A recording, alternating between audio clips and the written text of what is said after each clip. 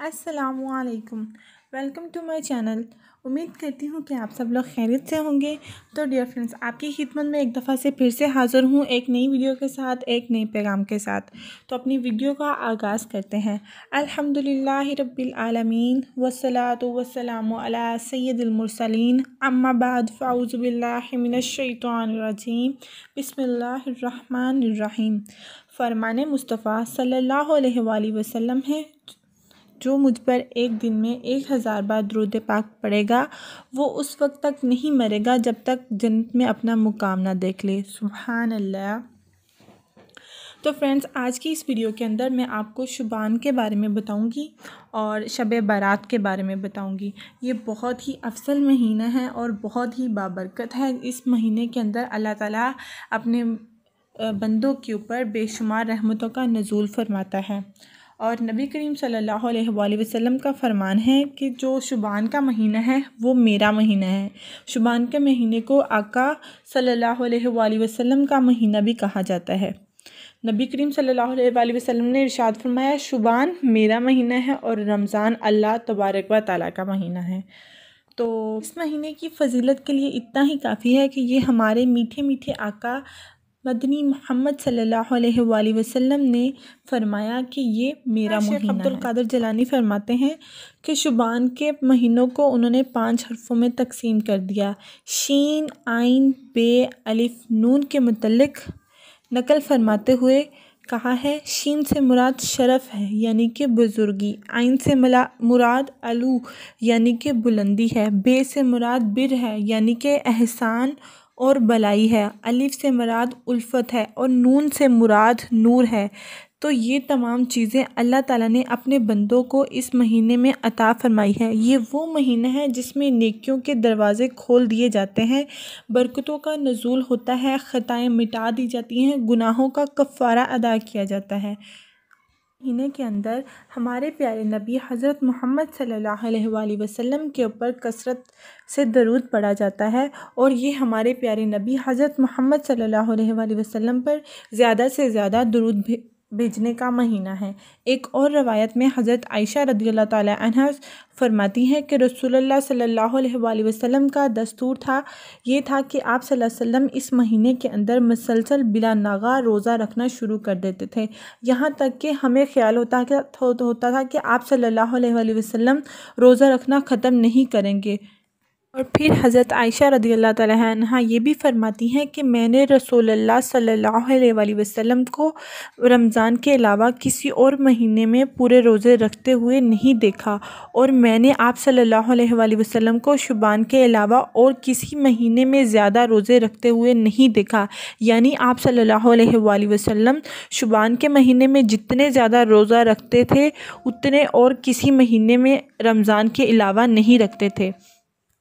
یہ جو حدیث ہے صحیح بخاری اور مسلم سے لی گئی ہے۔ اس حدیث کے ابتدا کے جملوں کا مطلب یہ تھا کہ رسول اللہ صلی اللہ علیہ وآلہ وسلم ہمیشہ نفلی روزے نہیں رکھتے تھے، بلکہ اس سلسلے میں آپ صلی اللہ علیہ وسلم کا معمول مبارک یہ تھا کہ کبھی تو مسلسل کافی عرصے تک روزے رکھتے تھے، یہاں تک کہ آپ صلی اللہ علیہ وآلہ وسلم کے روزوں کی اس قدر کثرت اور تسلسل لوگوں نے دیکھا تھا کہ انہیں گمان ہونے لگتا تھا کہ آپ صلی اللہ علیہ وآلہ وسلم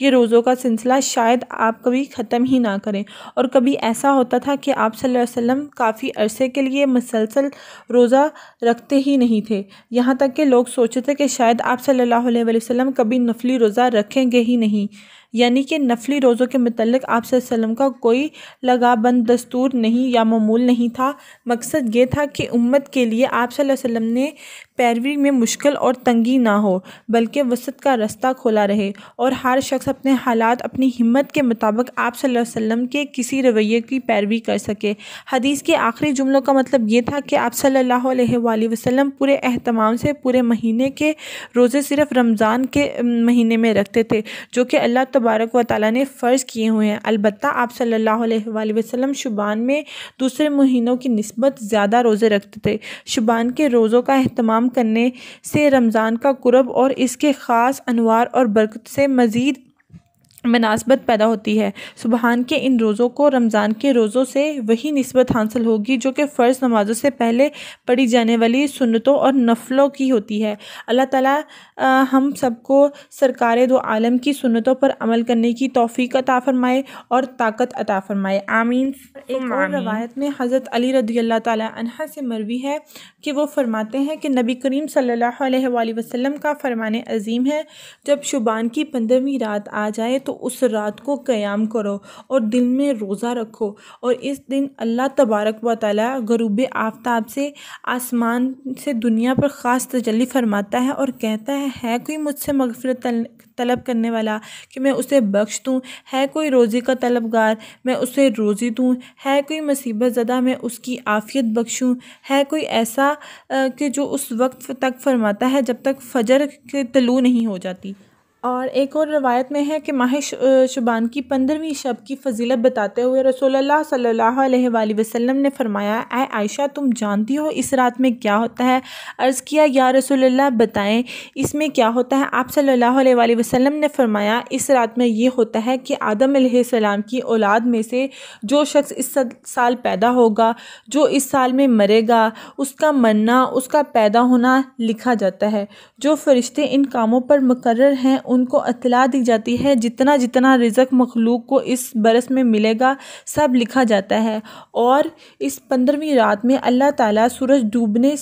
ڈوبتے ہی اس دنیا کے آسمان پر تشریف لاتے ہیں اور ارشاد فرماتے ہیں کہ کوئی نیک بندہ ایسا ہے جو ہم سے بخشش مانگے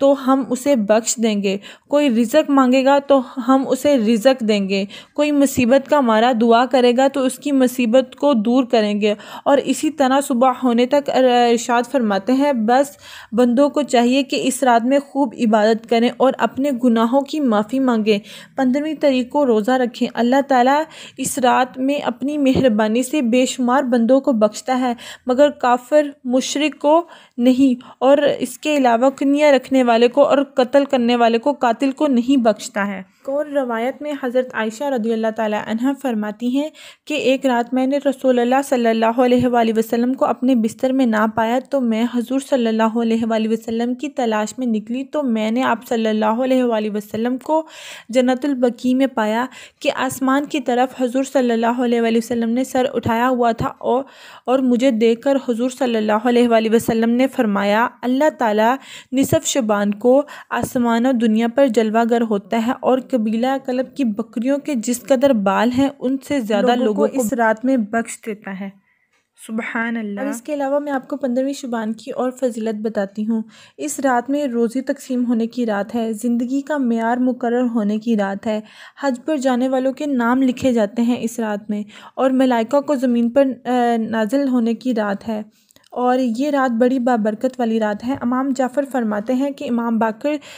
رضی اللہ تعالیٰ عنہ سے پوچھا گیا تو آپ نے فرمایا یہ رات شب قدر کے علاوہ تمام راتوں سے افضل ہے، پس اس رات میں اللہ کا قرب حاصل کرنے کی کوشش کرو۔ اس رات خدا تعالیٰ اپنے بندوں پر فضل و کرم فرماتا ہے، ان کے گناہوں کو معاف کرتا ہے۔ حق تعالیٰ نے اپنی ذات مقدس کی قسم کھائی ہے کہ اس رات میں وہ کسی سائل کو خالی نہیں لوٹائے گا سوائے جو کہ مسیحیت و نافرمان ہے۔ خدا تعالیٰ نے یہ رات ہمارے لیے خاص کی ہے، اور اس رات ہمیں اللہ تعالیٰ اور اس کے پیارے محبوب کو یاد کرنا چاہیے اور اپنی مغفرت کے لیے اور اپنے گناہوں سے توبہ کرنا چاہیے، اور آئندہ گناہوں کے لیے ہمیں معافی مانگنی چاہیے کہ آئندہ اللہ تعالیٰ ہمیں اپنے راہ راست پہ چلائے، ہمیں ہدایت دے اور ہمیں تمام گناہوں سے بچنے کی توفیق عطا فرمائے۔ تو میں آپ کو اس رات کے کچھ نوافل بتا دیتی ہوں جو کہ نفلی عبادت ہے اور ان کا ہمیں ثواب ملتا ہے۔ شب برات کے اسپیشلی 6 نفل ہوتے ہیں۔ شب برات کے جو نوافل ہوتے ہیں یہ جو 6 نفل میں آپ کو بتانے جا رہی ہوں یہ مغرب اور عشاء کے درمیان میں اس ترتیب سے پڑھیں کہ ایک تو نفل ہوگا کہ دراز عمر کی نیت سے کہ اللہ تعالیٰ ہماری عمر لمبی فرمائے اور صحت تندرستی عطا فرمائے، اور جو دوسرے نفل ہوں گے وہ کس لیے ہوتا ہے کہ ہم جو دفع بلا، ٹھیک ہے، بلاؤں سے بچنے کے لیے اور بلاؤں وغیرہ سے یا پھر دوسرے آفات سے بچنے کے لیے اس کی نیت سے پڑھے جاتے ہیں۔ اور اس کے علاوہ کہ کے 2 نفل اس لیے ہوتے ہیں کہ ہم کہتے ہیں کہ یا اللہ پاک ہمیں کسی کا محتاج نہ کرنا، ٹھیک ہے، محتاجی کی نیت سے، ٹھیک ہے، کہ کسی مخلوق کا محتاج نہ کرنا۔ اللہ تعالیٰ ہم سب کو اپنے حفظ و ایمان میں رکھے اور ہمیں اللہ تعالیٰ۔ اور اس کے علاوہ شعبان کی 14 تاریخ کو نماز عشاء کی ادائیگی سے پہلے جو کوئی 8 رکعت نفل نماز